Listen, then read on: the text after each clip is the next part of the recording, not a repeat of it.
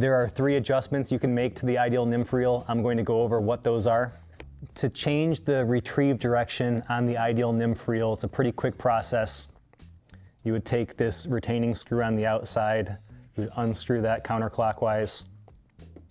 There's a flat black retention cap on top of the drag column. You can use just your fingernail to get under the corner of that to pry that off. It has a silicone rim that helps keep that pressure fit. There's a flathead screw that retains the drag column. I'm going to unscrew this counterclockwise and take this screw off the top of the column.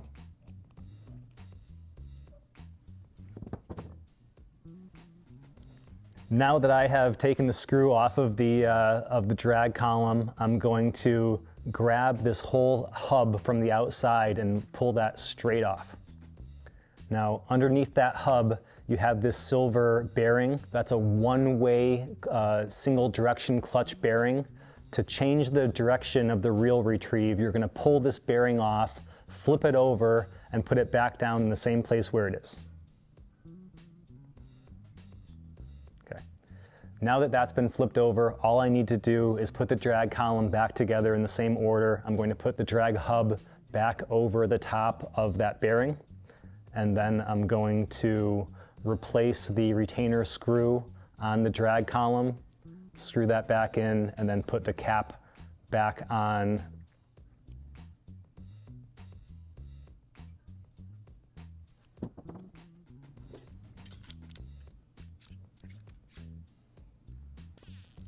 If you change the reel retrieve direction, that is going to put you in a position where the offset reel foot on the bottom is not going to match up with how it's intended to have the reel sit further back. So if you change the reel retrieve direction, you're also going to want to change the orientation of the foot on the bottom of the reel.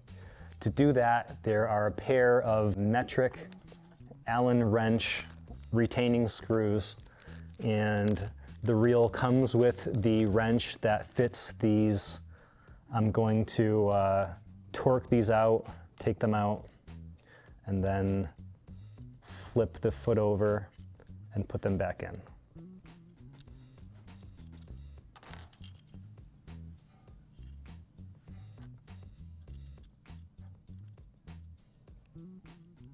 Now I've torqued them down the other direction. I've flipped over the reel foot so it matches up with the direction where I have flipped over the retrieve direction for the reel.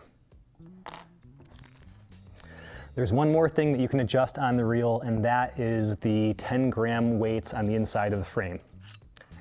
Those 10-gram weights also use the same flat-headed screw as the drag column, and so each weight is retained on each side of it.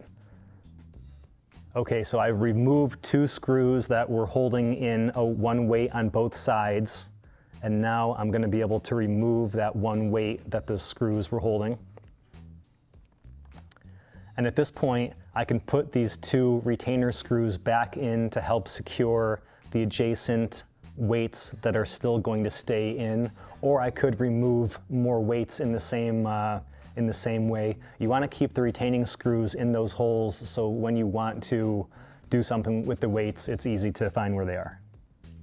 And those are the 3 adjustments that you can make to the ideal nymph reel.